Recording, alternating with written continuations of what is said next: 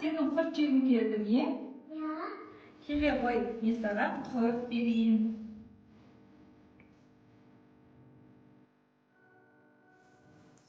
Katta Nikit. Ya. Alsın, kel sana kurtun жасауы жолдарын көрсетейін. Екеуміз бірге жасайық, ya? Келе мында қоя құртты. Қоямыз.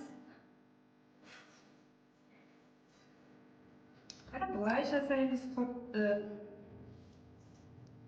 Мен саған алып берейін, ya? Келе мама. Дәмді мекейіз. Қара енді екеуміз отырып жасаймыз. Екеуміз бірге жасайық, жарай ма?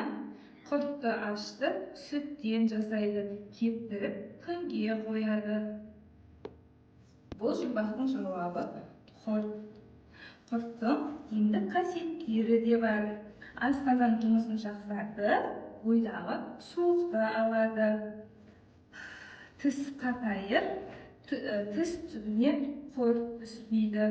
Ал кәмпит жесе, тісіңнің түседі. Ya? Қара, міне біздің құртымызға дайын болды. Енді пісіруге қоямыз. Талшын, қара да, мен саған жаттау үйретейін, ya?